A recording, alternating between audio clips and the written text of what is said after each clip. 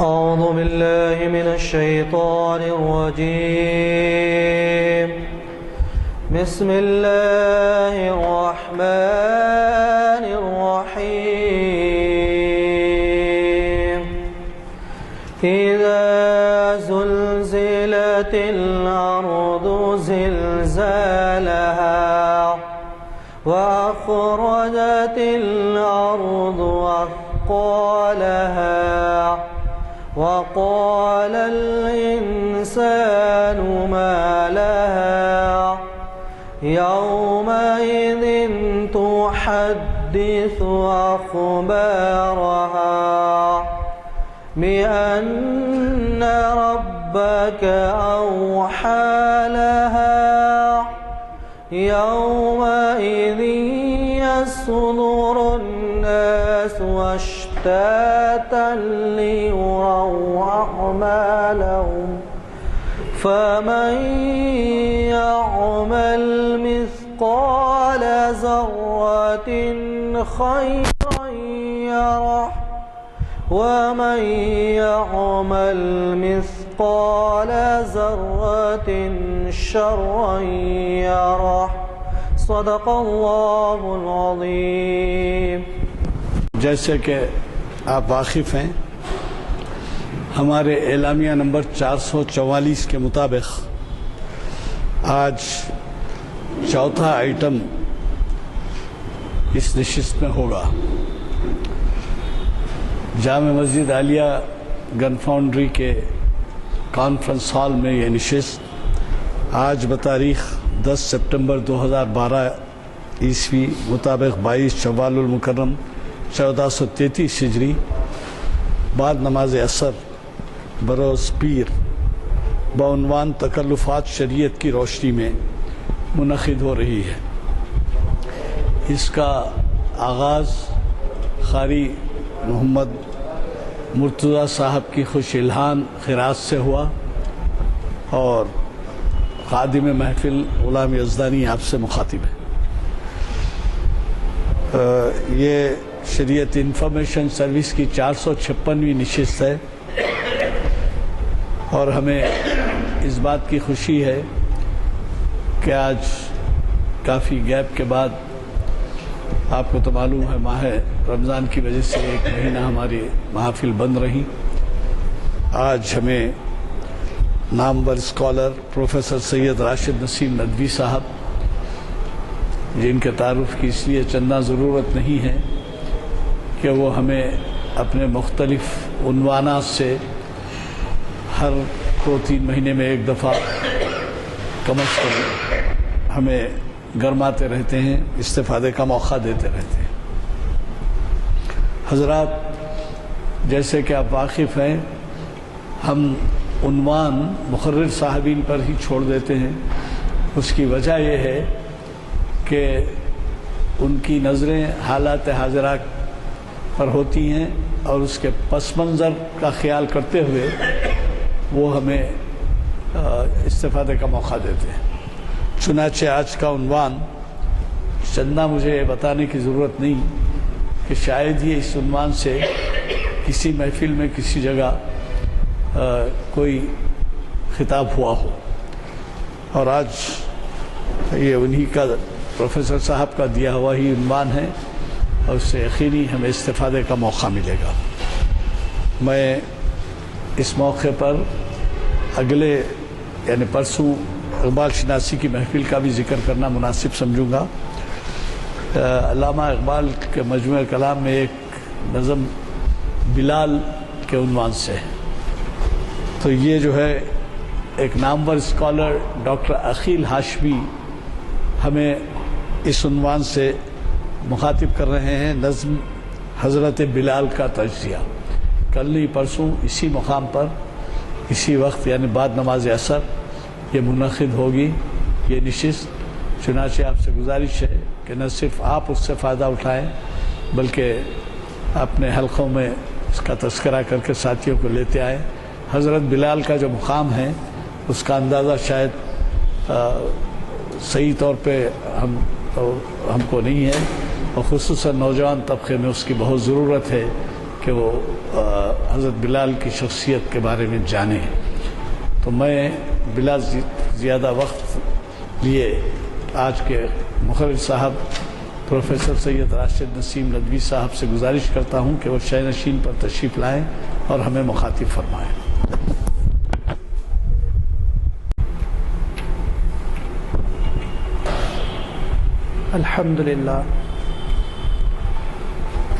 الحمدللہ رب العالمین، والصلاة والسلام علی سید المرسلین وعلی آلہ واصحابہ اجمعین، اما بعد۔ قد قال اللہ تبارک وتعالی فی القرآن المجید: اعوذ باللہ من الشیطان الرجیم، لا يكلف الله نفسا الا وسعها، وقال تبارک وتعالی فی آیة اخرى: قل ما اسألكم علیہ من اجر وما انا من المتکلفین، صدق اللہ العظیم۔ بزرگوں اور دوستو، جیسے کہ ابھی ایڈوکیٹ صاحب نے بتایا کہ عنوان مقرر کی ثوابدید پر چھوڑا جاتا ہے، جس وقت شریعت انفارمیشن سیریز کی اس نشست سے گفتگو کرنے کی مجھے دعوت دی گئی تو فوراً ہی میرا ذہن منتقل ہوا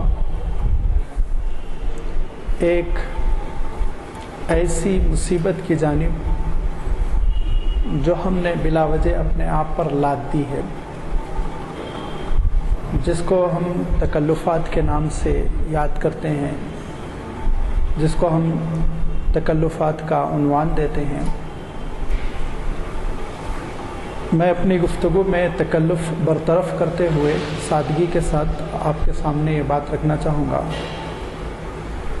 کہ تکلف کا شرعی نقطہ نظر کیا ہے۔ اس کو سمجھنے سے پہلے بہتر یہ ہوگا کہ ہم خود تکلف کا کیا مفہوم ہے سمجھ لیں، اور خود آپ کو اندازہ ہو رہا ہوگا کہ تکلف یہ عربی لفظ ہے، عربی زبان سے ہماری اردو زبان میں منتقل ہوا سینکڑوں الفاظ کی طرح، اور عربی میں سہ حرفی جڑ ہوتی ہے، کاف، لام، فا، کلف۔ عربی میں کلفن کہتے ہیں وابستگی کو، جڑ جانے کو، چپک جانے کو، لگ جانے کو۔ اور جب اٹوٹ وابستگی ہو جاتی ہے تو پھر یہ وابستگی قدر مشقت، مصیبت کا عنوان ہوتی ہے۔ اسی لیے اس کی دوسری ترقی ہوئی، دوسرا زینہ اور دوسرا مرحلہ بنا کلفت، جس کے معنی مشقت کے، جس کے معنی ذمہ داری کے بوجھ کے ہے۔ اور اسی سے اس لفظ کا تیسرا لیول، تیسری سطح یا تیسرا استعمال بنا کلفہ کا، جس کے بارے میں قرآن مجید میں اللہ تعالیٰ ارشاد فرماتا ہے: لا یکلف اللہ نفسا الا وسعها۔ اور اس کا مفہوم ہوتا ہے ذمہ دار بنانا، بوجھ لادنا۔ فرمایا اللہ تعالیٰ تم میں سے کسی بھی شخص کو نہیں ذمہ دار بناتا مگر اتنا ہی کا جتنا کہ اس کے اندر اٹھانے کی صلاحیت ہے، وسعت ہے۔ جتنا بوجھ عبادتوں کا، شریعت کے احکام کا ایک بندہ اٹھا سکتا ہے، اتنا ہی اللہ تعالیٰ نے بندے کو ذمہ دار بنایا۔ لا یکلف اللہ نفسا الا وسعها۔ اور یہ مفہوم دین کی بنیادوں میں سے ایک بنیاد ہے۔ قرآن مجید میں متعدد مقامات پر اللہ کے رسول صلی اللہ علیہ وسلم نے بے شمار ارشادات میں اس حقیقت کی جانب اشارہ فرمایا کہ ما جعل اللہ علیکم فی الدین من حرج، دین میں تمہارے لیے کوئی مصیبت، تنگی، پریشانی نہیں رکھی گئی۔ دین ان الدین یسر، دین بہت آسان، صاف ستھرا ہے، آرام کے ساتھ ایک انسان دین پر عمل کر سکتا ہے، اس پر کوئی بوجھ نہیں ہوتا۔ پھر یہ لفظ ترقی کیا، اور عربی دان حضرات سمجھتے ہیں باب تفاعل اس باب میں داخل ہوا اور تکلف بنا، تو اس کا مفہوم ہو جاتا ہے کہ غیر ضروری طور پر اپنے آپ پر بوجھ لاد لینا، مشقت کے ساتھ کوئی کام کرنے پر یا کسی کام کے مظاہرے پر آمادہ ہو جانا۔ اس لفظ کا استعمال اللہ تعالیٰ نے قرآن مجید میں کرتے ہوئے یہ ارشاد فرمایا کہ اے نبی آپ یہ کہیے کہ میری دعوت کا معاملہ بڑا صاف ستھرا ہے، اس دعوت پر، اس کوشش پر، اس جد و جہد پر میں تم سے کوئی عوض، مزدوری، اجر نہیں مانگتا۔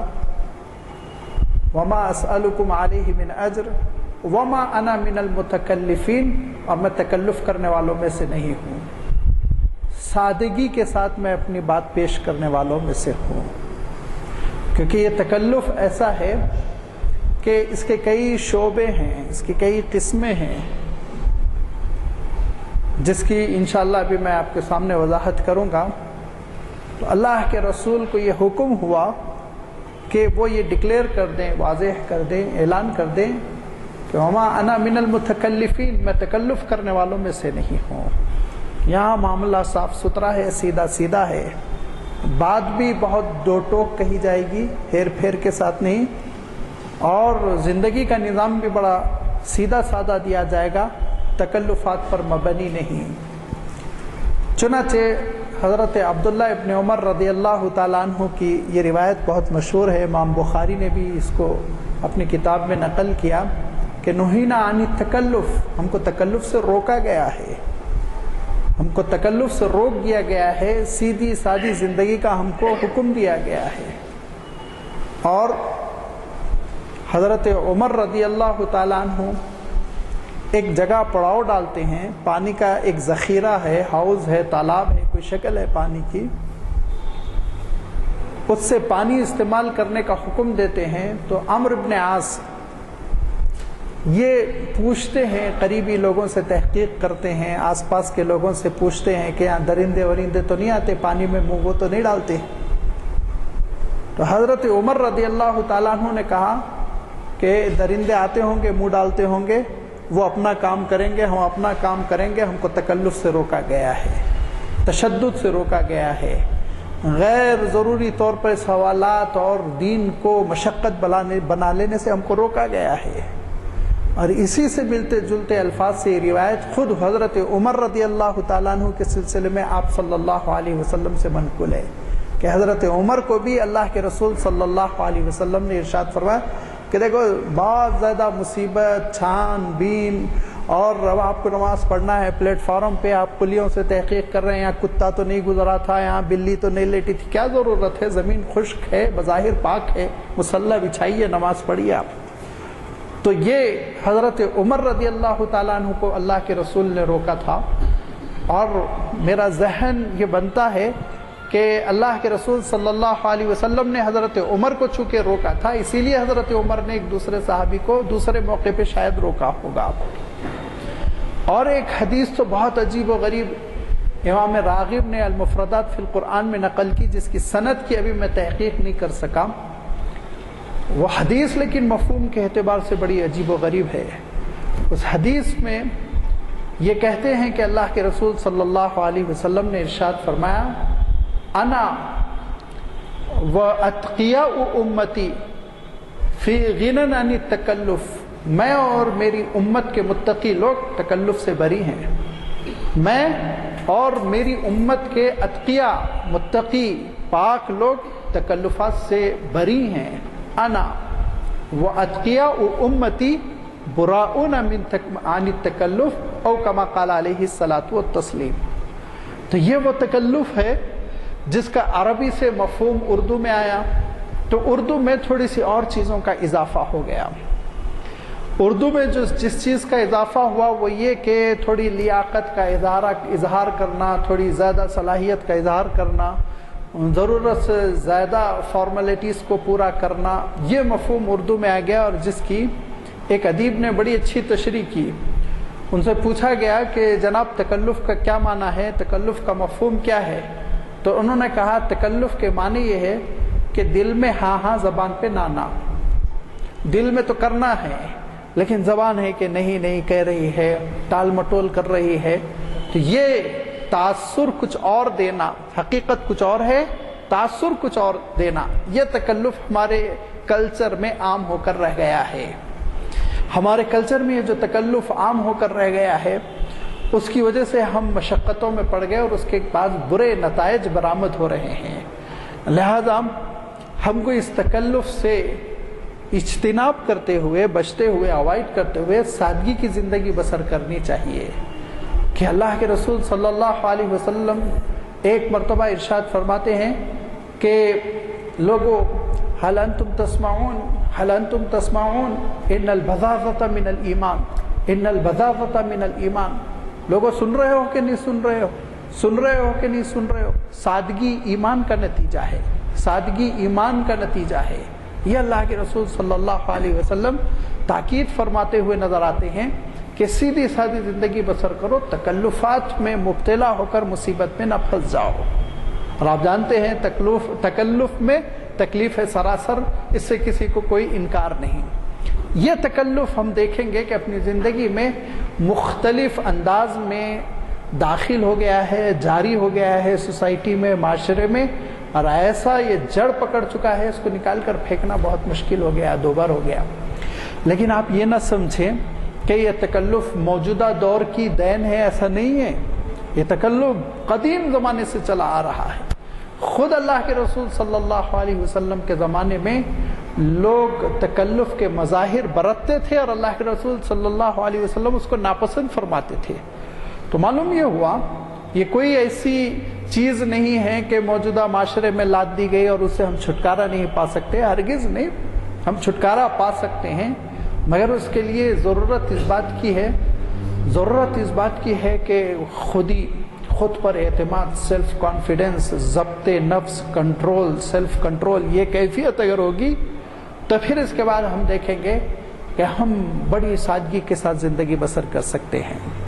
چنانچہ سب سے پہلی چیز یہ ہے کہ تکلف ہماری گفتگو میں آ گیا، ہماری گفتگو میں تکلف آ گیا، شان اچھال کے بات کرنا، چہرہ بنا کے بات کرنا، منہ بھر کے بات کرنا، اور مختلف قسم کے اسٹائلز اپنانا، انداز اپنانا، ایسا کہ سامنے والے کو مرعوب کرنے کی کوشش کریں۔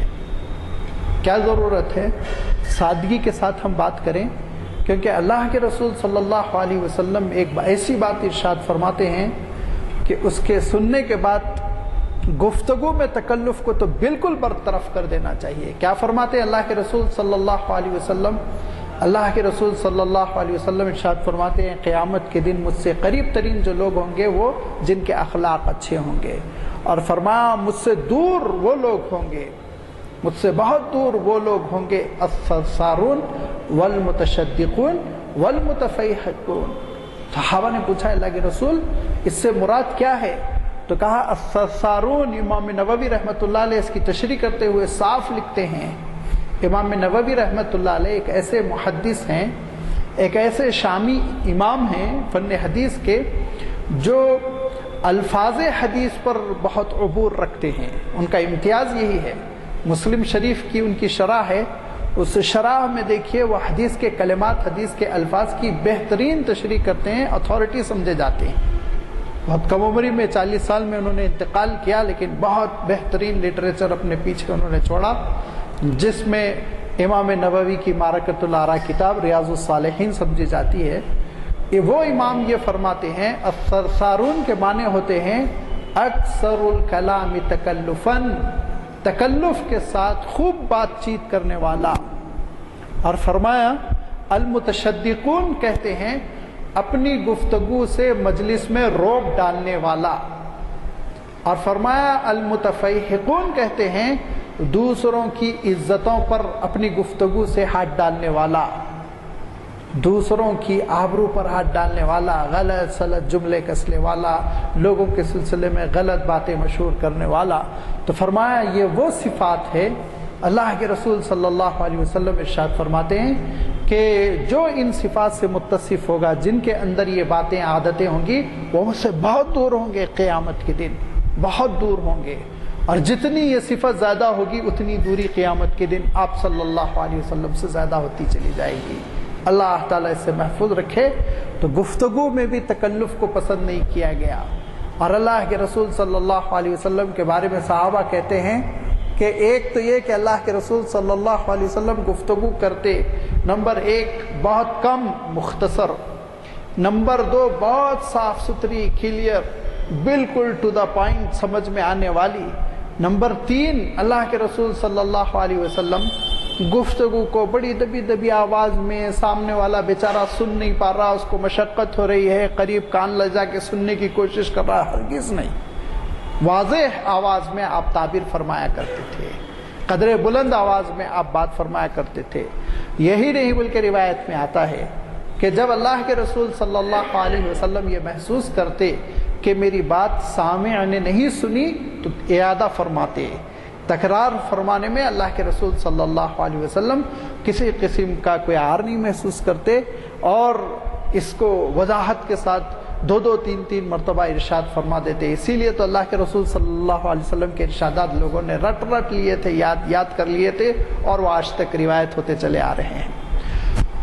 لوگ یہ سمجھتے ہیں بڑی دھیمی آواز میں گفتگو کرنا ایسا کہ سننے والا بہت پریشان ہو جائے، کان لگا کے سنے، مصیبت جھیلے، کیونکہ میں وی آئی پی ہوں، اس کو مصیبت جھیلنی چاہیے، اس کو مشقت جھیلنی چاہیے۔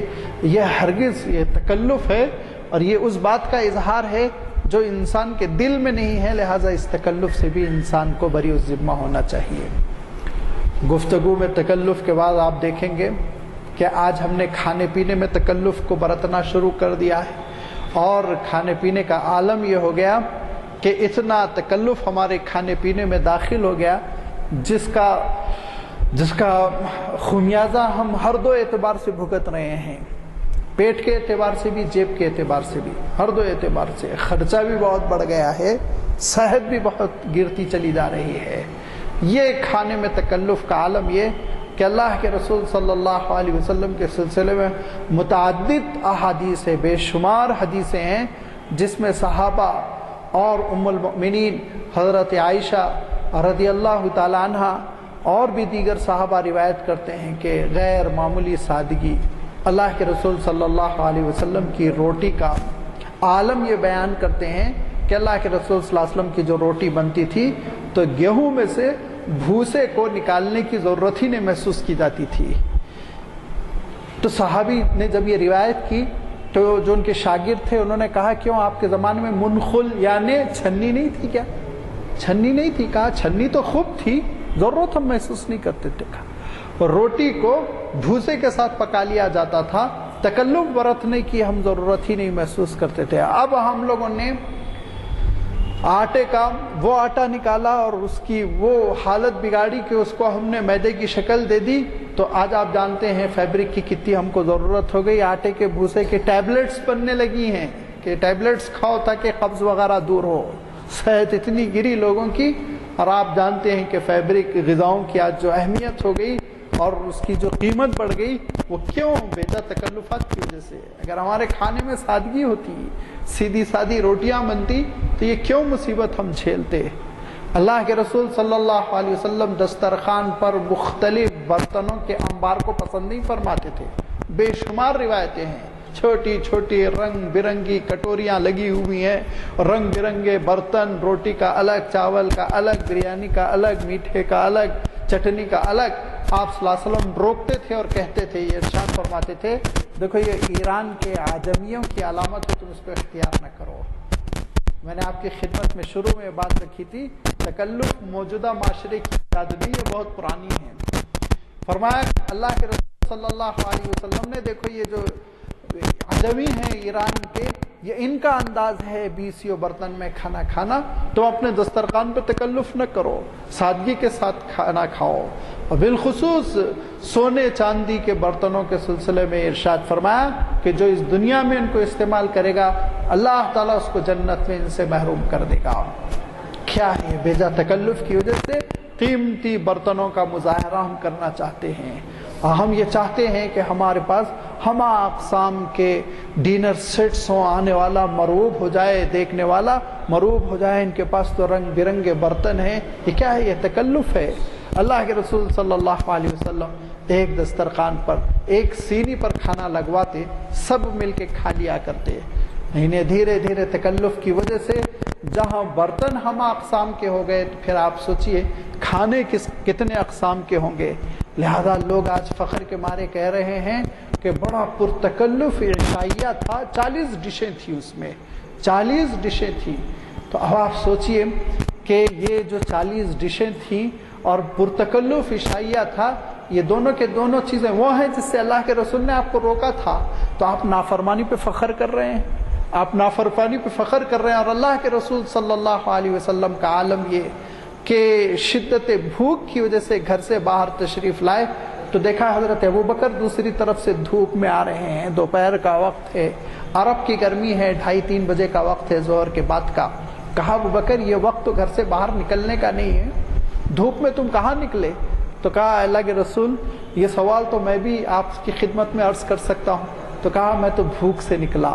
تو حضرت ابوبکر نے کہا کہ اللہ کے رسول بعینی ہی میرا مسئلہ بھی یہی ہے، بھوک کی بے چینی کے ساتھ میں گھر میں بیٹھنا مشکل ہو رہا تھا، لہٰذا سوچا کچھ باہر نکل کے ٹہل لوں۔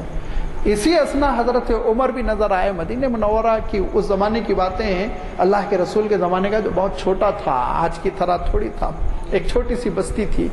تو حضرت عمر بھی نظر آئے، کہا عمر اس دھوپ میں کیسے تم باہر نکلے؟ تو کہا کہ آپ دونوں کیسے نکلے؟ کہا ہم دونوں تمہارے بھوک کے نکلے۔ کہا میں بھی شدید بھوک کی وجہ سے نکل گیا۔ تو حضور اکرم صلی اللہ علیہ وسلم ارشاد فرماتے ہیں چلو ہم ایک ایسے صاحب کے پاس جاتے ہیں جن کے پاس کچھ کھانے پینے کا انتظام ہوگا۔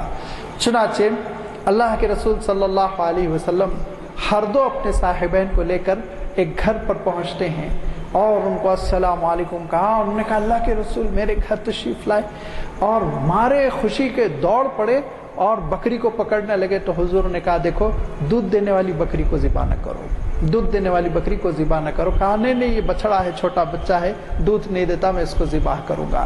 لہذا وہ دوڑ کر گئے اور اس کو ذبح کر اس کی اصلاح کر دی، اس کو پکنے کے لیے تیار کیا، اور کنویں پر گئے اور میٹھا پانی لے کر آ گئے، اور یہ دونوں چیزیں تیار ہو گئی، پانی اور بھنا ہوا گوشت۔ اللہ کے رسول صلی اللہ علیہ وسلم بھی تناول فرما رہے ہیں، حضرت ابوبکر بھی تناول فرما رہے ہیں، حضرت عمر بھی تناول فرما رہے ہیں۔ اسی اثنا اللہ کے رسول صلی اللہ علیہ وسلم پوچھتے ہیں وہ دن کیسا ہوگا جس دن ہم سب سے ان نعمتوں کے بارے میں سوال ہو رہا ہوگا؟ تو حضرت ابوبکر نے کہا اللہ کے رسول مارے بھوک کے ہم لوگ نکلے، ضیافت ہماری کی جا رہی ہے، ہمارے اپنے گھر کا بھی معاملہ نہیں، اور پانی ہے اور عربوں کی غذا بیشتر گوشت تھی، پانی اور گوشت کے سوا کچھ نہیں، تو اس کا بھی ہم سے سوال ہوگا قیامت میں۔ تو اللہ کے رسول صلی اللہ علیہ وسلم ارشاد فرماتے ہیں ثم لتسألن یومئذ عن النعیم، قیامت کے دن تم سے ہر نعمت کا سوال ہوگا، ہر نعمت کا سوال ہوگا۔ تو اللہ کے رسول صلی اللہ علیہ وسلم اپنے قریب ترین صحابہ کی تربیت فرما رہے ہیں، اور جس کے جو پیٹ بھرنے کے لیے ناگزیر ہے، جس کے بغیر چارہ نہیں، اس کے استعمال پر اللہ کے رسول صلی اللہ علیہ وسلم ذہن منتقل کر رہے ہیں کہ تیار رہو قیامت میں سوال ہوگا۔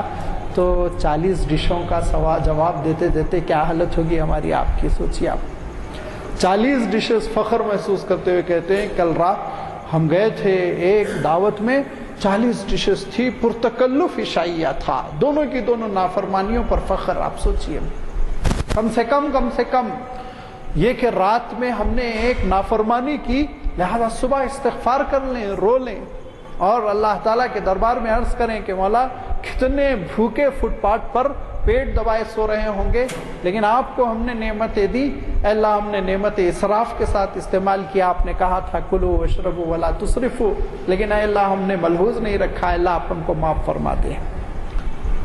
سیدھے گویا میں آپ کو دعوتوں کی بیک آؤٹ کی دعوت دے رہا ہوں۔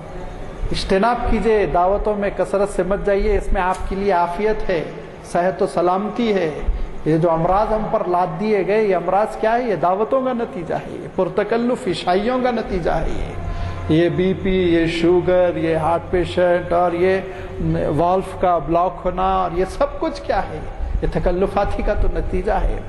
لہذا اللہ کے رسول صلی اللہ علیہ وسلم نے تاکید فرمائی کہ بڑی سادگی کے ساتھ زندگی بسر کرو، سیدھا سادہ کھانا کھاؤ اور پھر سادگی کے ساتھ تم کپڑے پہنو، سیدھا سادہ لباس استعمال کرو۔ وفات ہو گئی اللہ کے رسول صلی اللہ علیہ وسلم کی، اور حضرت عائشہ ایک موقع پر 2 چادریں نکال کر بتاتی ہیں، یہی وہ 2 چادریں ہیں جو بوقت وفات اللہ کے رسول کے پاس تھی۔ ایک بطور تہبند کے استعمال ہوتی تھی، ایک بطور قمیص کے استعمال ہوتی تھی۔ گدے کا عالم یہ ہے کہ بتاتی ہیں کہ دیکھو یہ چمڑے کا گدا تھا، حشوہ لیفن، اور اس میں صرف پتے بھرے ہوئے تھے اور کچھ بھی نہیں، اس پہ ہی لیٹا کرتے تھے اللہ کے رسول صلی اللہ علیہ وسلم۔ یہ کہتی تھی دیکھو سفید خچر کے علاوہ کوئی چیز نہیں تھی، اور فرماتی ہیں ایک تلوار اور ایک شیلٹر، یہ 2 چیزیں تھیں، وہ تو یہودی کے پاس رہن رکھ دی گئی تھی کسی مجبوری کی وجہ سے۔ یہ سادگی اللہ کے رسول صلی اللہ علیہ وسلم کی زندگی میں۔ اور ہمارا عالم یہ کہ فرنیچر ہر سال تبدیل ہو رہا ہے اور نئے لیٹسٹ صوفوں کا مقابلہ ہو رہا ہے، اور تکلف کی زندگی کی وجہ سے دن بدن قرضوں میں، اور قرض بھی تو قرض سودی قرضوں میں ہم پھنستے چلے جا رہے ہیں، لون پر اٹھا رہے ہیں۔ کار تھی اچھی خاصی تھی، دوڑ رہی تھی، کام پورا ہو رہا تھا، مگر کمپٹیشن کا مسئلہ تھا، دکھاوے کا مسئلہ تھا، لہذا لون پہ کار خریدی، 6 سال بھر رہے ہیں، سود کیا کر رہے ہیں ہم سوچئے۔ مجبوری ہو تو اللہ تعالیٰ معاف بھی فرما دے، مجبوری بھی تو نہیں ہے، صرف اور صرف نفس کی تسکین کے لیے ہم تکلف کے پیچھے دوڑ رہے ہیں۔ لہذا اپنی سوسائٹی سے ہم تکلف نکال کر پھینک دے۔ بڑی سادگی کے ساتھ اللہ کے رسول صلی اللہ علیہ وسلم نے زندگی بسر کی، اور سادگی کی اللہ کے رسول صلی اللہ علیہ وسلم نے دعوت دی، اور یہ فرمایا کہ دیکھو کپڑوں میں بھی بالکل سادگی اختیار کرو۔ پوچھا پوچھنے والوں نے لباس کے سلسلے میں، تو اللہ کے رسول صلی اللہ علیہ وسلم ارشاد فرماتے ہیں، المتشبہ کلابس ثوب زور، فرمایا دیکھو دکھاوے کا کام کرنے والا دھوکے کے کپڑے پہنتا ہے۔ زور دھوکے کو کہتے ہیں، اور 2 کپڑے یعنی اوپر ایک پہنتا ہے، عام طور پہ انسان نیچے ایک پہنتا ہے۔ اور متشبع کے معنی یہ کہ پیٹ تو نہیں بھرا ہوا ہے لیکن اپنے آپ کو آپ آسودہ بتانے کی کوشش کر رہے ہیں، فارغ البال بتانے کی کوشش کر رہے ہیں۔ تو فرمایا یہ تو تم لوگوں کو دکھاوے کے کپڑے پہن رہے ہو، اور کبھی کبھی تو میرا جی چاہتا ہے میں ترجمہ کروں کرائے کے کپڑے پہن رہے ہو، کہ کبھی کبھی لوگ کرائے کے کپڑے لے کر پہن رہے ہیں۔ اس قدر ہماری سوسائٹی تکلف کی وجہ سے مصیبت میں آ گئی۔ کیا ضرورت ہے دکھاوے کے لیے انسان کپڑے پہنے؟ جو لباس میسر ہے وہ لباس پہنا جائے، جس لباس میں سہولت ہے وہ لباس پہنا جائے۔ وہ لباس تقوی ہے جس میں اسراف نہ ہو، وہ لباس تقوی ہے جس میں ریاکاری نہ ہو، وہ لباس تقوی ہے جس میں انسان کو تکلیف نہ ہو، ٹائٹ نہ ہو، اٹھنا بیٹھنا مشکل ہو جائے، نماز پڑھنا مشکل ہو جائے۔ وہ ایسے لباس سے اجتناب کرتے ہوئے ڈھیلا ڈھالا لباس ہو، سطر پورا ڈھک جائے، اور اس کے ساتھ کم قیمت کا ہو، اور اس کے ساتھ ساتھ سہولت بخش ہو، موسموں کی رعایت ہو رہی ہو۔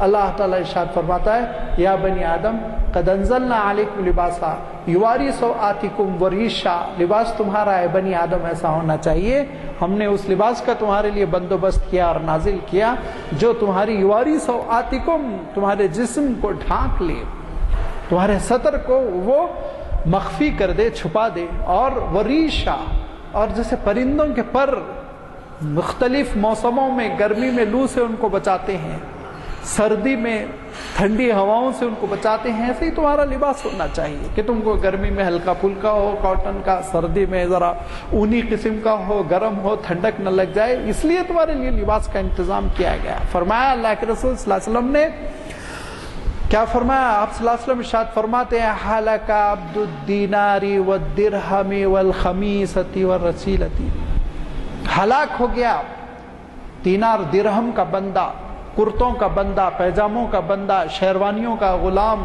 سوٹس کا غلام، کہ ان کے لیے لاکھوں روپے خرچ کر رہا ہے۔ معلوم یہ ہوا کہ ایک صاحبزادے نے اپنی شادی میں 2.5 لاکھ کی شیروانی خریدی ایک دن کے لیے۔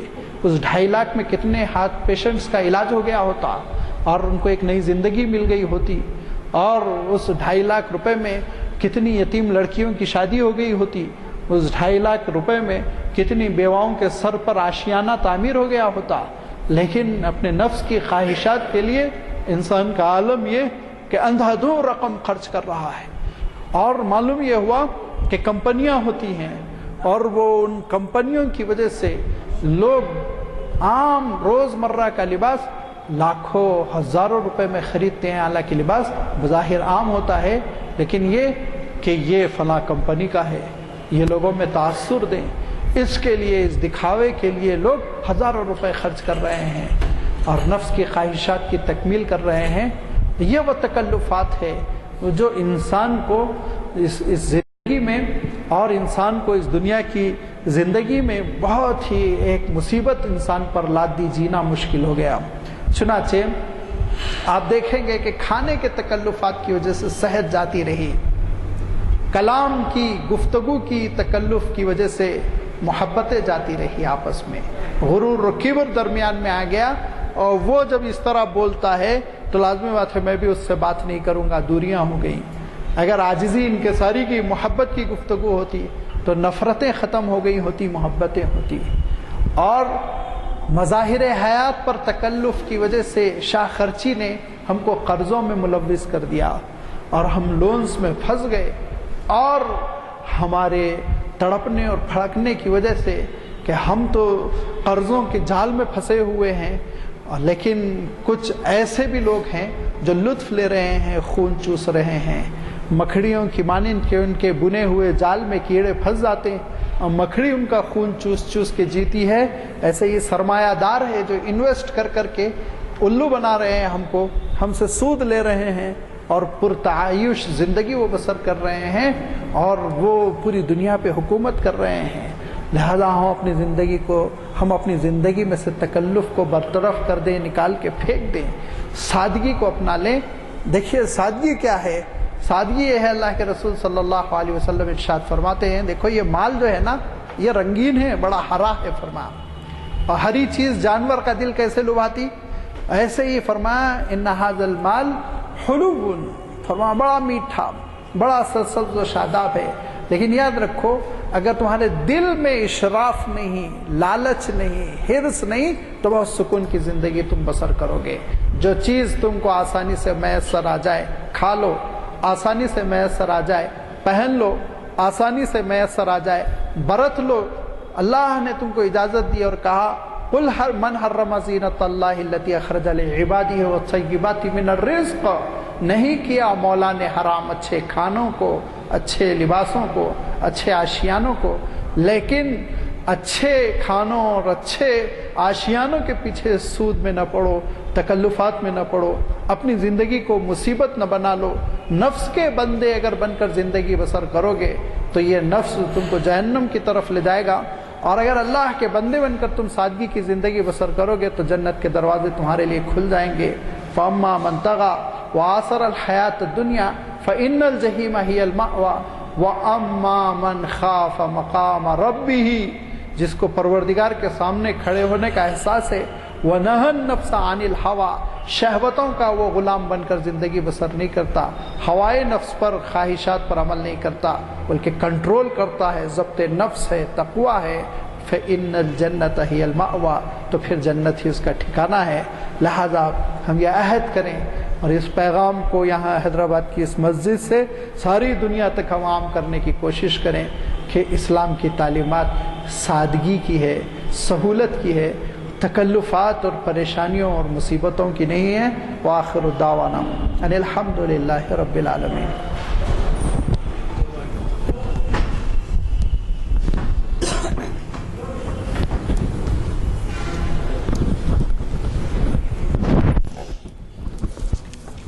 السلام علیکم۔ میں نے پہلے ہی آپ سے کہا تھا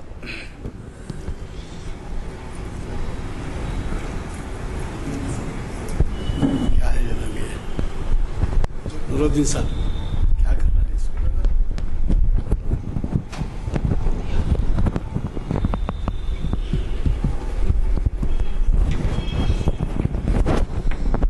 मैंने पहले ही आपसे कहा था कि जो उन्वान है वो बहुत ही अहमियत का है और फिर उस पर इजहार ख्याल एक अजीम स्कॉलर का है। ज़ाहिर है कि आपने इससे इस्तेफ़ादा किया है और यकीनी तौर पर आप अमली दुनिया में इस पर अमल करने की कोशिश करेंगे जो कुछ उन्होंने कहा है। मेरी छोटी मोटी नॉलेज में एक कहावत है जो शायद अरबी ज़बान की है कि हिर्सुद दुनिया अज़ाबुल मौत।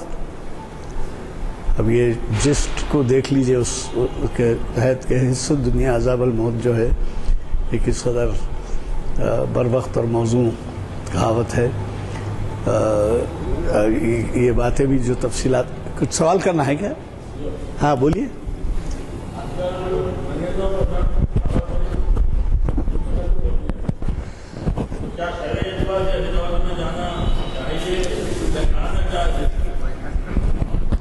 मैं चूँकि ये तो छोड़ दीजिए। मैं चूँकि मुफ्ती नहीं हूँ इसीलिए शरई एतबार से मकरूह है, मकरूह तहरीमी है, जायज़ है, नाजायज़ है, ये तो मैं नहीं कह सकता। आप किसी मुफ्ती साहब से, मुस्तनद मुफ्ती से, दारुल इफ्ता से फतवा लीजिए। लेकिन मैं इतना मशवरा ज़रूर दे सकता हूँ कि जहाँ तक हो सके अगर कोई दीनी ख़राबी नहीं हो रही है, लाहिक नहीं आ रही है, तो आप इज्तिनाब कीजिए, एहतियात कीजिए। दीनी ख़राबी से मुराद जैसे खूनी रिश्ते ना टूट रहे हों, क्योंकि खूनी रिश्तों को बरकरार रखने का अल्लाह ताला ने हुक्म दिया, हुज़ूर अकरम सल्लल्लाहु अलैहि वसल्लम ने हुक्म दिया। तो ऐसी सूरत में तो रिश्तेदारियों को बहरहाल मलहूज़ रखने के लिए जाइए, वरना आम तौर पर एहतियात कर लीजिए। 3 चीज़ों का आपको फ़ायदा होगा। नंबर 1, आपको ये आने जाने का, ऑटो का, कार का खर्चा जो भी है बिलावज वो बचेगा। नंबर 2, पोल्यूशन में, ट्रैफिक जाम और धुएं में जो सांस ले के 1-1 घंटा जाने का, 1 घंटा आने का, ये जो वक्त बर्बाद हो रहा है, ये सब कुछ बच जाएगा। नंबर 3, आपकी सेहत बड़ी अच्छी रहेगी। ये मसालों के खानों से जो आपकी सेहत बिगड़ती है उसका आपको अंदाज़ा नहीं है। कहते हैं कि 6 महीने की वॉकिंग और हैदराबाद की एक दावत दोनों बराबर है। कहा पूरे अकारत हो जाती है 6 महीने की वॉकिंग। तो सोच समझ के फैसला कीजिए।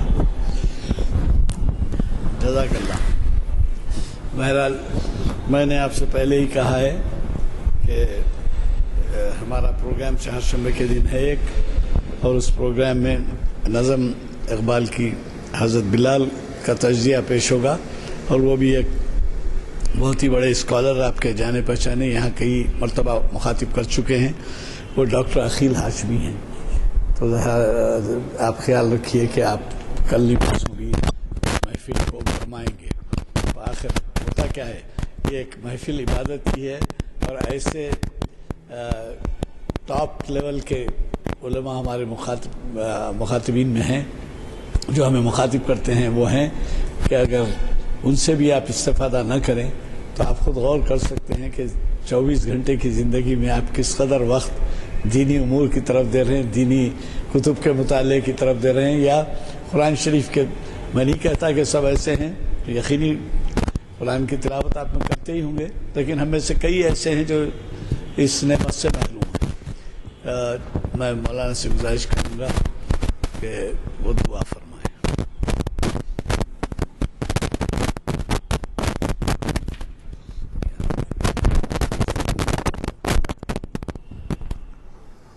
अल्लाहुम्मा लकल हम्दु कमा यंबगी लिजलाली वजहिका व अज़ीमी सुल्तानिक वस्सलातु वस्सलामु अला हबीबिका व रसूलिका मुहम्मदिन आलिहि व अस्हाबिहि।